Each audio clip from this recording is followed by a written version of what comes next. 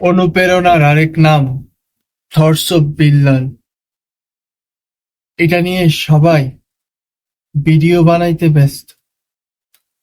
Thoughts of Billal এমন এক মানুষ, তিনি একজন কন্টেন্ট ক্রিয়েটর এবং মেধাসম্পন্ন মানুষ।